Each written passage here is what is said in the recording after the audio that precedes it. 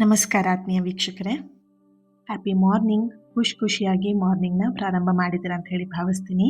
ಇವತ್ತಿನ ದಿನ ನಿಮ್ಮೆಲ್ಲರಿಗೂ ಕೂಡ ಖುಷಿಯಾಗಿ ಹ್ಯಾಪಿಯಾಗಿರಲಿ. ಇವತ್ತಿನ ದಿನ ನಿಮಗೆ ನೀವು ಅಂದ್ಕೊಂಡಿದ್ದಂಥ ಎಲ್ಲವೂ ಕೂಡ ಆಗಲಿ ಅಂತ ಹೇಳಿ ಬ್ಲೆಸ್ ಮಾಡ್ತಾ ಹೀಲ್ ಮಾಡ್ತಾ ರೀಡಿಂಗ್ನ ಪ್ರಾರಂಭ ಮಾಡೋಣ. ನಿಮ್ಮೆಲ್ಲರಿಗೂ ಕೂಡ ಈ ಅದ್ಭುತವಾಗಿರುವಂತಹ ರೀಡಿಂಗಿಗೆ ಸ್ವಾಗತ. ಇವತ್ತಿನ ರೀಡಿಂಗಲ್ಲಿ ನಾವೇನು ತಿಳ್ಕೊಳ್ತೀವಿ, ಈಗಾಗಲೇ ನೀವು ಸ್ಕ್ರೀನ್ ಮೇಲೆ ನೋಡ್ತಾ ಇದ್ದೀರಾ, ಏಂಜಲ್ಗಳು ಬಂದಿದ್ದಾರೆ ಸ್ಕ್ರೀನ್ ಮೇಲೆ ಅಲ್ವಾ.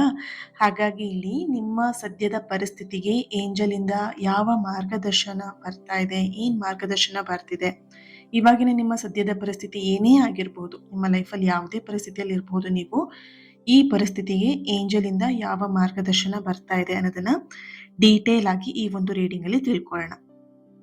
ಈಗಾಗಲೇ ನಿಮಗೆ ಸ್ಕ್ರೀನ್ ಮೇಲೆ ಕಾಣಿಸ್ತಾ ಇದೆ, 3 ಕ್ರಿಸ್ಟಲ್ಗಳು ಕೂಡ ಇದೆ, 3 ಕಾರ್ಡಿನ ಕಲರ್ಗಳು ಕೂಡ ಬೇರೆ ಇದೆ, ಏಂಜಲ್ ಕೂಡ ಇದ್ದಾರೆ.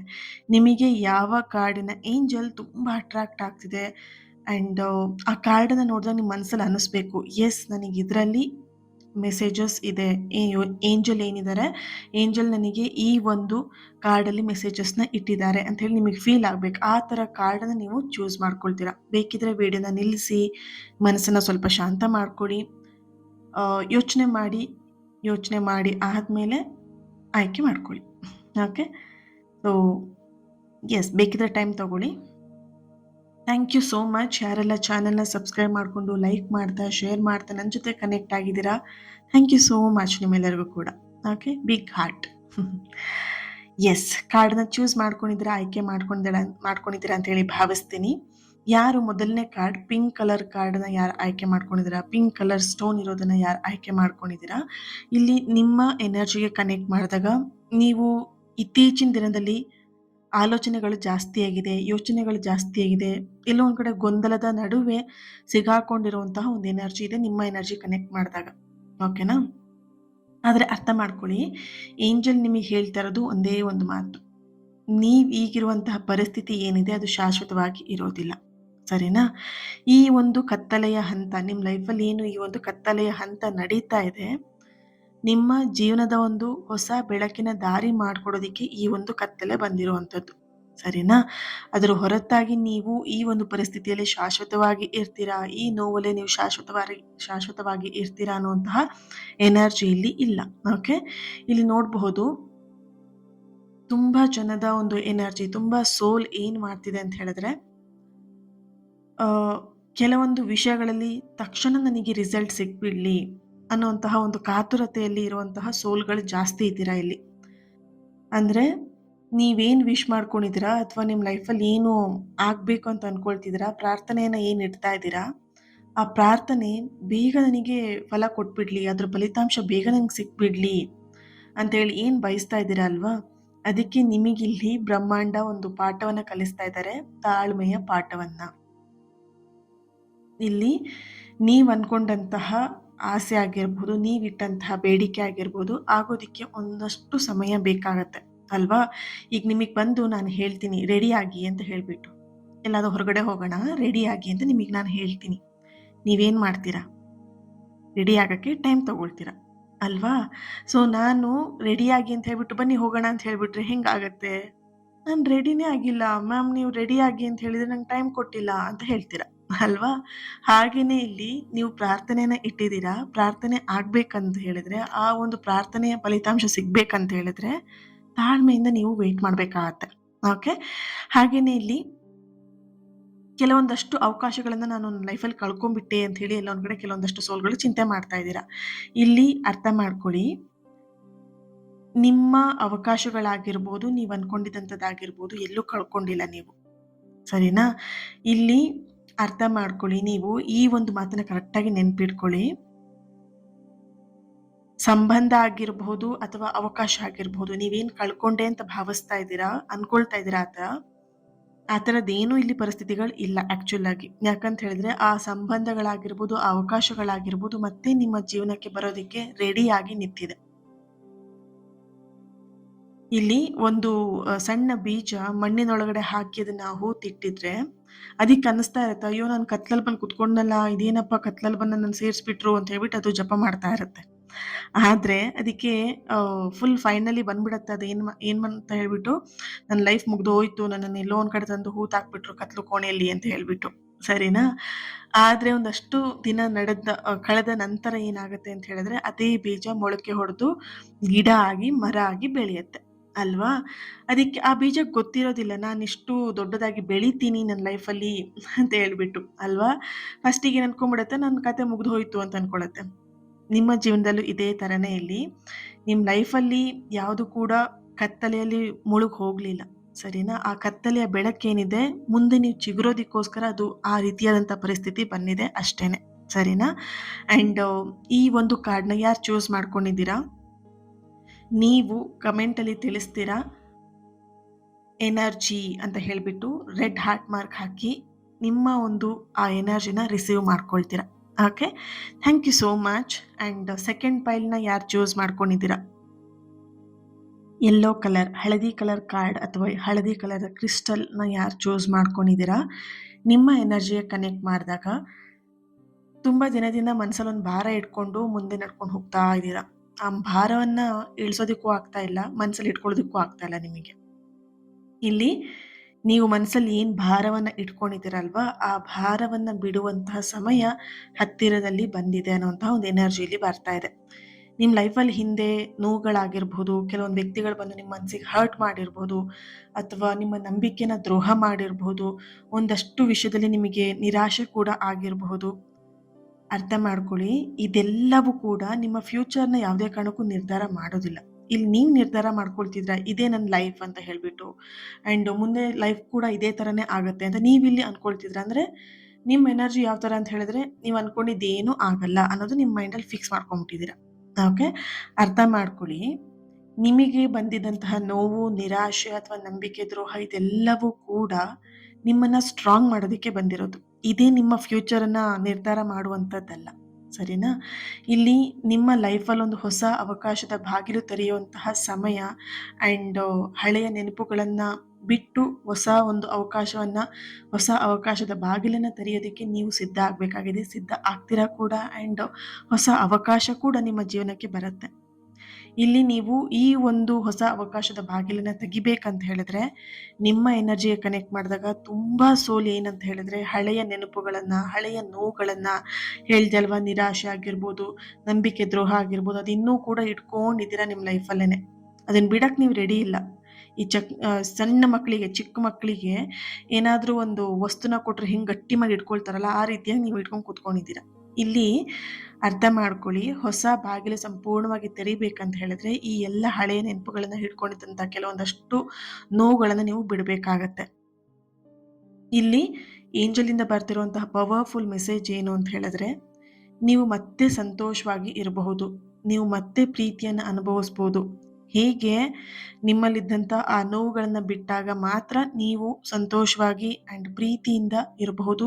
ಸಂತೋಷ ಆ್ಯಂಡ್ ಪ್ರೀತಿ ನಿಮ್ಮ ಜೀವನಕ್ಕೆ ಬರುತ್ತೆ. ಇಲ್ಲಿ ಒಬ್ಬ ಪ್ರಯಾಣಿಕ ಏನು ಮಾಡ್ತಾ ಇರ್ತಾನೆ, ತನ್ನ ಬೆನ್ನಿನ ಮೇಲೆ ಭಾರವಾಗಿರುವಂತಹ ಚೀಲವನ್ನು ಹೊತ್ಕೊಂಡು ಬೆಟ್ಟ ಹತ್ತೋದಕ್ಕೆ ಹೋಗ್ತಾ ಇರ್ತಾನೆ. ಇದನ್ನ ಒಂದ್ಸಲ ಹೇಳಿದ್ದೆ ಕೂಡ ಈ ಸ್ಟೋರಿನ. ಓಕೆ, ಇಲ್ಲಿ ಯಾಕೆ ನಾನು ಇದನ್ನ ಮತ್ತೆ ಹೇಳ್ತಾ ಇದ್ದೀನಿ ಅಂತ ಹೇಳಿದ್ರೆ, ನಿಮ್ಮ ಪರಿಸ್ಥಿತಿ ಇದೇ ಥರನೇ ಇದೆ. ಸೊ ಹಾಗಾಗಿ ಇದನ್ನ ಮತ್ತೆ ರಿಪೀಟ್ ಆಗಿ ನಿಮಗೆ ಹೇಳ್ತಾ ಇದ್ದೀನಿ. ಬೆನ್ನಿನ ಮೇಲೆ ಭಾರ ಹಾಕ್ಕೊಂಡು ಬೆಟ್ಟ ಹತ್ಕೊಂಡು ಹೋಗ್ತಾ ಇರ್ತಾನೆ. ಅವನಿಗೆ ಸುಸ್ತಾಗ್ಬಿಡತ್ತೆ. ಅವನ ಬಾಡಿ ವೇಟೇ ಜಾಸ್ತಿ ಇರುತ್ತೆ, ಅದ್ರ ಜೊತೆಗೆ ಇನ್ನೊಂದು ವೇಟ್ನ ಹಾಕೊಂಡು ಹೋಗ್ತಾ ಇರ್ತಾನೆ. ಸುಸ್ತಾಗೋದು ಸಹಜ ಅಲ್ವಾ? ಒಬ್ಬ ಹಿರಿಯ ವ್ಯಕ್ತಿ ಕೇಳ್ತಾರೆ, ಯಾಕಪ್ಪ ಈ ಚೀಲದಲ್ಲಿ ಏನಿದೆ ಅಂತದ್ದು, ಏನಕ್ಕೆ ಇಟ್ಕೊಂಡು ಹೋಗ್ತಾ ಇದೀಯಾ ಅಂತ ಕೇಳ್ತಾರೆ. ತೋರ್ಸು ನೋಡೋಣ ಆ ಚೀಲದಲ್ಲಿ ಏನು ಇಟ್ಕೊಂಡಿದ್ಯಾ ಅಂತ ಹೇಳ್ಬಿಟ್ಟು ಕೇಳ್ತಾರೆ. ಅವನು ಬ್ಯಾಗ್ನ ಓಪನ್ ಮಾಡಿ ತೋರಿಸ್ತಾನೆ. ಅದ್ರಲ್ಲಿ ಬರೀ ಎಲ್ಲ ವೇಸ್ಟ್ ಆಗಿದ್ದೇ ಇಟ್ಕೊಂಡಿರ್ತಾನೆ. ಬೇಕಾಗಿದ್ದು ಒಂದೂ ಇರಲ್ಲ, ಬೇಡದಾಗಿದ್ದೆಲ್ಲದೂ ಒಂದು ಚೀಲದಲ್ಲಿ ಇರುತ್ತೆ. ಹಿರಿಯ ವ್ಯಕ್ತಿ ಏನು ಮಾಡ್ತಾರೆ, ನಗಾಡ್ತಾರೆ. ನಿನಗಿದೆಲ್ಲ ಬೇಕಾ ನಿಜವಾಗ್ಲೂ? ಇದನ್ನ ಇಟ್ಕೊಂಡು ನೀನು ಹೋಗ್ತಾ ಇದೆಯಲ್ಲ ಬೆಟ್ಟ ಹತ್ಕೊಂಡು, ನಿಜವಾಗ್ಲೂ ನಿಂಗಿದೆಲ್ಲ ಬೇಕಾ ಅಂತ ಕೇಳ್ತಾರೆ. ಆಗ ಅವನಿಗೆ ಅರಿವಾಗುತ್ತೆ, ಹೌದಲ್ಲ, ಇದು ನನಗೆ ಬೇಡದಿರೋ ವಿಷಯ ನಾನು ಯಾಕೆ ಇಟ್ಕೊಂಡು ಹೋಗ್ತಾ ಇದ್ದೀನಿ ಅಂತ ಅವಾಗ ಅವನಿಗೆ ರಿಯಲೈಸೇಷನ್ ಆಗೋದು ಅವಾಗ. ಹಾಗೇನೆ ಕೆಲವೊಂದು ಪರಿಸ್ಥಿತಿಯಲ್ಲಿ ನೀವು ಕೆಟ್ಟದನ್ನ ಇಟ್ಕೊಂಡು ಅಥವಾ ನಿಮಗೆ ಬೇಡದಿರೋ ನೋವನ್ನ ಇಟ್ಕೊಂಡು ಹೋಗ್ತಿದ್ದೀನಿ ಅನ್ನೋದು ನಿಮಗೆ ಕೆಲವೊಂದು ಸಲ ಗೊತ್ತಿರಲ್ಲ, ಬೇರೆಯವರ ಮುಖಾಂತರ ಗೊತ್ತಾಗುತ್ತೆ. ಆವಾಗ ನೀವೇನು ಮಾಡ್ತೀರಾ, ನಿಮ್ಮ ದಾರಿಯನ್ನು ನೀವು ಕಂಡುಕೊಳ್ತೀರಾ. ಹಾಗೇನೆ ಇಲ್ಲಿ ಆ ವ್ಯಕ್ತಿನೂ ಕೂಡ ಅರ್ಥ ಆದ್ಮೇಲೆ ಆ ಬ್ಯಾಗನ್ನ ಅಲ್ಲೇ ಬಿಡ್ತಾನೆ, ಬೇಡದಾಗ ಇದನ್ನೆಲ್ಲ ವೇಸ್ಟ್ ಅಂತ ತೆಗೆದು ಬಿಸಾಕ್ತಾನೆ. ದೆನ್ ಅವ್ನು ನಡ್ಕೊಂಡು ಹೋಗ್ತಾನೆ. ಹಾಗೇನೆ ನಿಮ್ಮ ಜೀವನದಲ್ಲೂ ಕೂಡ ಬೇಡದೇ ಇರುವಂಥ ವಸ್ತುಗಳನ್ನ ಬಿಟ್ಟು ನಿಮ್ಮ ಜೀವನದಲ್ಲಿ ನೀವು ಮುಂದೆ ನಡೆದಾಗ ಮಾತ್ರ ನಿಮ್ಮ ಜೀವನಕ್ಕೆ ಸಂತೋಷ, ಪ್ರೀತಿ ಅನ್ನೋದು ಬಂದೇ ಬರುತ್ತೆ.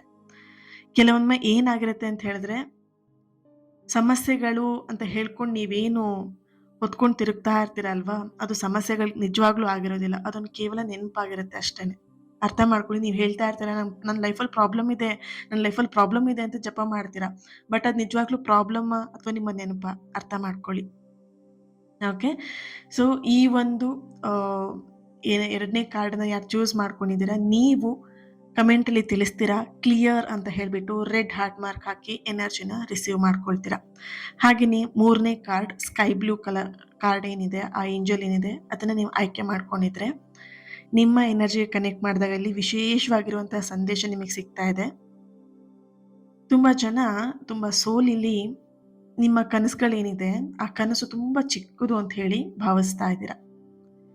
ನಿಮ್ಮ ಕನಸುಗಳು ಚಿಕ್ಕದಕ್ಕಿಂತ ಅರ್ಥ ಮಾಡ್ಕೊಳ್ಳಿ, ನೀವು ಕನಸು ಕಾಣ್ತಾ ಇದ್ದೀರಾ ಅಲ್ವಾ, ಅದೇ ಒಂದು ದೊಡ್ಡ ವಿಷಯ ಅಲ್ವಾ. ನಿಮ್ಮ ಕನಸು ಚಿಕ್ಕದೋ ದೊಡ್ಡದೋ ಅದು ಸೆಕೆಂಡ್ರಿ, ಬಟ್ ಕನಸು ಕಾಣ್ತಾ ಇದ್ದೀರಲ್ವಾ, ಕನಸಿದೆ ಅಲ್ವಾ, ಅದೇ ಒಂದು ದೊಡ್ಡ ವಿಷಯ. ಓಕೆ. ಇಲ್ಲಿ ನೀವು ಏನು ಸಾಧಿಸ್ಬೇಕು ಅಂತ ಹೇಳಿ ಬಯಸ್ತಾ ಇದ್ದೀರಾ, ಅದು ನನಗೆ ಸಾಧ್ಯ ಇಲ್ಲ ಅಂತ ಹೇಳಿ ನೀವೇನು ಅನ್ಕೊಳ್ತಾ ಇದ್ದೀರಾ, ಅದು ತುಂಬ ದೊಡ್ಡ ತಪ್ಪನ್ನ ಮಾಡ್ತಾ ಇದ್ದೀರಾ. ಸಾಧಿಸ್ಬೇಕಂತ ಏನು ನೀವು ಗುರಿನ ಇಟ್ಕೊಂಡಿದ್ದೀರಾ ಅದು ಸಾಧಿಸ್ತೀರಾ. ನಿಮ್ಮ ಕೈಯಲ್ಲಿ ಆಗಲ್ಲ ಅಂತ ಏನೂ ಇಲ್ಲ ಇಲ್ಲಿ. ನಿಮ್ಮ ಸದ್ಯದ ಪರಿಸ್ಥಿತಿ ಹೇಗಾಗಿದೆ ಅಂತ ಹೇಳಿದ್ರೆ, ನನ್ನ ಕೈಯಲ್ಲಿ ಆಗಲ್ಲ, ನಂಗೆ ಮಾಡೋಕ್ಕಾಗಲ್ಲ, ನನಗೆ ಆಗಲ್ಲ, ಇಷ್ಟೇ ಆಗಿದೆ. ಆಗಲ್ಲ ಅಂತ ನೀವು ಫೋರ್ಸ್ಫುಲಿ ಹೇಳೋ ಬದಲಿಗೆ ಆಗತ್ತೆ ಅನ್ನೋದನ್ನ ಫೋರ್ಸ್ಫುಲಿ ಹೇಳ್ಬೋದಲ್ಲ. ಒಂದು ಅರ್ಥ ಮಾಡ್ಕೊಳ್ಳಿ, ನಿಮ್ಮ ಲೈಫಲ್ಲಿ ನೀವು ನೆಗೆಟಿವ್ ಯೋಚನೆ ಮಾಡಿ ನೆಗೆಟಿವ್ ಆಗ್ತಾ ಇದೆ ಅಂತ ಹೇಳಿದ್ರೆ, ಅದೇ ಜಾಗದಲ್ಲಿ ನೀವು ಪಾಸಿಟಿವ್ ಯೋಚನೆ ಮಾಡಿದಾಗ ಪಾಸಿಟಿವ್ ಆಗದೇ ಇರುತ್ತಾ? ಒಂದ್ಸಲ ಕೂತ್ಕೊಂಡು ಯೋಚನೆ ಮಾಡಿ. ಓಕೆ. ಆ್ಯಂಡ್ ಇಲ್ಲಿ ನಿಮಗೆ ಹೇಳ್ತಾ ಇರುವಂಥದ್ದು ಏನು ಅಂತ ಹೇಳಿದ್ರೆ, ನಿಮ್ಮ ಹೃದಯದಲ್ಲಿ ನಿಮ್ಮ ಮನಸ್ಸಲ್ಲಿ ಹುಟ್ಟಿರುವಂತಹ ಕನಸುಗಳಿಗೆ ಒಂದು ಕಾರಣ ಇದೆ. ಕಾರಣ ಇಲ್ಲದೆ ನಿಮ್ಮಲ್ಲಿ ಕನಸುಗಳು ಹುಟ್ಟಿಲ್ಲ. ಜಾಬ್ ತಗೊಳ್ಳೋದಾಗಿರಲಿ, ನಿಮ್ಮ ಇಷ್ಟದ ವ್ಯಕ್ತಿ ಜೊತೆಗೆ ಮದುವೆ ಆಗೋದಾಗಿರಲಿ, ಅಥವಾ ಒಂದು ಸ್ವಂತ ಮನೆ ಮಾಡೋದಾಗಿರಲಿ, ಅಥವಾ ನಿಮ್ಮ ಫ್ಯಾಮಿಲಿ ಕುಟುಂಬನ ಚೆನ್ನಾಗಿ ಒಂದು ಪ್ಲೇಸಿಗೆ ಕರ್ಕೊಂಡು ಹೋಗುವಂಥದ್ದಾಗಿರಲಿ, ಯಾವುದೇ ಕನಸು ನಿಮಗೆ, ಈ ಕನಸು ಆ ಕನಸು ಅಂತಲ್ಲ, ಯಾವುದೇ ಕನಸಾಗಿರ್ಬೋದು, ನಿಮ್ಮಲ್ಲಿ ಕನಸು ಹುಟ್ಟಿದೆ ಅಂತ ಹೇಳಿದ್ರೆ ಅದಕ್ಕೊಂದು ಕಾರಣ ಇದೆ. ಈಗ ನಿಮ್ಮ ಜೀವನದಲ್ಲಿ ಒಂದು ಹೊಸ ಪ್ರಾರಂಭ, ಹೊಸ ಸಂಪರ್ಕ, ಹೊಸ ಒಂದು ಅವಕಾಶ ಬರುವಂತಹ ಸಾಧ್ಯತೆಗಳು ಕೂಡ ಹೆಚ್ಚಾಗಿದೆ. ಸರಿನಾ? ಇಲ್ಲಿ ಒಂದಷ್ಟು ಜನ ಬ್ರೇಕಪ್ ಮಾಡಿಕೊಂಡು ಅಥವಾ ಬ್ರೇಕಪ್ ಆಗಿ ನೋವಿಂದ ಹೊರಗೆ ಬಂದಿದ್ದೀರಾ. ಒಂದು ನ್ಯೂ ಲವ್ಗೋಸ್ಕರ ಕೆಲವೊಂದು ಜನ ವೆಯ್ಟ್ ಮಾಡ್ತಾ ಇದ್ದೀರಾ, ಅಥವಾ ಅದೇ ವ್ಯಕ್ತಿ ಜೊತೆಗೆ ಹೊಸ ಪ್ರಾರಂಭ ಮಾಡಬೇಕು ಅಂತಲೂ ಕೂಡ ಕೆಲವೊಂದಷ್ಟು ಜನ ವೆಯ್ಟ್ ಮಾಡ್ತಾ ಇದ್ದೀರಾ. ಅದೆಲ್ಲದಕ್ಕೂ ಕೂಡ ಒಳ್ಳೆಯ ಸಮಯ ಹತ್ತಿರ ಬಂದಿದೆ ಅನ್ನುವಂಥದ್ದನ್ನು ಇಲ್ಲಿ ಹೇಳ್ಬೋದು. ಹಾಗೆಯೇ ಕೆಲವೊಂದಷ್ಟು ಏನು ಅಂತ ಹೇಳಿದ್ರೆ, ಕೆಲವೊಂದಷ್ಟು ಜನದ ಎನರ್ಜಿಯಲ್ಲಿ ಬರ್ತಾ ಇರುವಂಥದ್ದು ನಿಮ್ಮ ಒಂದು ಸೆಲ್ಫ್ ಕಾನ್ಫಿಡೆಂಟ್ ಅನ್ನೋದನ್ನು ಮರ್ತು ಬಿಟ್ಟಿದ್ದೀರಾ. ಓಕೆ. ಆ ಒಂದು ಸೆಲ್ಫ್ ಕಾನ್ಫಿಡೆಂಟ್ ಅನ್ನುವಂಥದ್ದು ಏನಿದೆ ಮರಳಿ ನಿಮ್ಮ ಲೈಫಿಗೆ ಬರ್ತಾ ಇರೋದು. ಆ್ಯಂಡ್ ಮತ್ತೆ ಅದನ್ನು ನೀವು ರೀಕ್ರಿಯೇಟ್ ಅಂತ ಹೇಳ್ತಾರಲ್ವಾ, ಒಂಥರ ಒಂದು ಹೊಸದಾಗಿ ಪ್ರಾರಂಭ ಮಾಡ್ತಿರೋದು, ಒಂಥರ ಪುನರ್ಜನ್ಮ ಬಂದಿರೋ ಥರ. ಓಕೆ. ಸೊ ಹಾಗಾಗಿ ಇಲ್ಲಿ ನಿಮ್ಮ ಎನರ್ಜಿ ಕನೆಕ್ಟ್ ಮಾಡಿದಾಗ ನಿಮ್ಮ ಆತ್ಮವಿಶ್ವಾಸ ಮತ್ತೆ ನಿಮ್ಮ ಲೈಫಿಗೆ ಮರಳಿ ಪಡೀತಾ ಇದ್ದೀರಾ. ಈಗ ಹಾಸ್ಟೆಲಿಗೆ ಹೋದಾಗ ವಾಪಸ್ ಮನೆ ಬರಬೇಕಿದ್ರೆ ಹಿಂಗೆ ಫೀಲ್ ಆಗುತ್ತೆ, ಅಪ್ಪ ಹಾಸ್ಟೆಲ್ ಲೈಫ್ ಮುಗೀತು, ಮನೆಗೆ ಹೋಗೋದು ಅಂತ ಹೇಳಿ ಹಿಂಗೆ ಖುಷಿ ಆಗುತ್ತಲ್ವ, ಅದೇ ಥರ ಫೀಲಿಂಗ್ ನಿಮ್ಮ ಎನರ್ಜಿಲಿ ಬರ್ತಾ ಇರೋವಂಥದ್ದು. ಒಂದು ಗರುಡ ಮರಿ ಇರುತ್ತೆ. ಆ ಗರುಡ ಮರಿ ಏನಾಗಿರುತ್ತೆ ಅಂತ ಹೇಳಿದ್ರೆ, ಕೋಳಿ ಮರಿ ಜೊತೆಗೆ ಬೆಳೀತಾ ಇರುತ್ತೆ. ಅದು ಅನ್ಕೊಳತ್ತೆ, ನಾನು ಗರುಡ ಮರಿ ಅಲ್ಲ ಕೋಳಿ ಮರಿ ಅಂತ ಹೇಳ್ಬಿಟ್ಟು, ಅದು ಯಾಕಂತ ಹೇಳಿದ್ರೆ ಕೋಳಿ ಮರಿ ಜೊತೆಗೆ ಇರತ್ತಲ್ವಾ, ಸೊ ಹಾಗಾಗಿ ಅದು ಕೋಳಿ ಮರಿ ಅಂತ ಹೇಳ್ಬಿಟ್ಟು ಅದು ಭಾವಿಸ್ಕೊಂಡಿರತ್ತೆ. ಆಕಾಶದಲ್ಲಿ ಒಂದು ಗರುಡ ಹಾರ್ಬೇಕಿದ್ರೆ ಅದನ್ನ ನೋಡ್ಬಿಟ್ಟು ಆಶ್ಚರ್ಯ ಪಡುತ್ತೆ, ಇದೇನಪ್ಪ ಹಿಂಗ್ ಹಾರ್ತಾ ಇದೆಯಲ್ಲ ಆಕಾಶದಲ್ಲಿ ಅಂತ ಹೇಳ್ಬಿಟ್ಟು. ಅವಾಗ ಒಬ್ಬ ಜ್ಞಾನಿ ಬಂದು ಹೇಳ್ತಾರೆ, ನೀನು ಕೂಡ ಗರುಡನೇ, ನಿನಗೆ ಹಾರಕ್ ಬರಲ್ವಾ, ನೀನು ಗರುಡನೇ ಅಂತ ಹೇಳ್ತಾರೆ. ಅವಾಗ ಅದು ಹೇಳುತ್ತೆ, ಇಲ್ಲ ಇಲ್ಲ ನಾನು ಗರುಡ ಅಲ್ಲ, ನಾನು ಕೋಳಿ ಮರಿ ಅಂತ ಹೇಳುತ್ತೆ. ಅಯ್ಯೋ ನೀನು ಕೋಳಿ ಮರಿ ಅಲ್ಲಪ್ಪ, ನೀನು ಗರುಡ, ಬೇಕಿದ್ರೆ ನಿನ್ನ ಹತ್ರ ರೆಕ್ಕೆ ಇದೆಯಲ್ವಾ, ಅದನ್ನೊಂದ್ಸಲ ಬಿಚ್ಚಿ ಹಾರಕ್ ಟ್ರೈ ಮಾಡು ಅಂತ ಹೇಳ್ತಾರೆ. ಅದು ಟ್ರೈ ಮಾಡತ್ತೆ, ಹೌದಾ ನೋಡೋಣ ಅಂತ ಹೇಳ್ಬಿಟ್ಟು. ಅವಾಗ ಅದಕ್ಕೆ ಗೊತ್ತಾಗತ್ತೆ, ಓ ನಾನು ಗರುಡನ, ಹಾಗಾದ್ರೆ ನಾನು ಕೋಳಿ ಮರಿ ಜೊತೆಗೆ ಇಷ್ಟು ದಿನ ಬೆಳೀತಾ ಇದ್ನಾ ಅಂತ ಹೇಳ್ಬಿಟ್ಟು. ಓಕೆನಾ? ಇಲ್ಲಿ ಈ ಕ್ಷಣ ಅದ್ರದ ಒಂದು ಶಕ್ತಿ ಏನಿತ್ತು ಅದನ್ನ ಅದು ಅರ್ಥಕೊಳತ್ತೆ. ಇಲ್ಲಿ ನಿಮ್ಮ ಎನರ್ಜಿ ಕನೆಕ್ಟ್ ಮಾಡಿದಾಗ್ಲೂ ಅಷ್ಟೇನೆ, ನಿಮ್ಮೊಳಗಿರುವಂತಹ ಶಕ್ತಿಯನ್ನ ನೀವು ಇನ್ನೂ ಕೂಡ ಸಂಪೂರ್ಣವಾಗಿ ಕಂಡುಕೊಂಡಿಲ್ಲ. ಆ ಕಂಡುಕೊಳ್ಳುವಂತಹ ಸಮಯ ಹತ್ತಿರದಲ್ಲಿ ಬಂದಿದೆ. ಸರಿನಾ?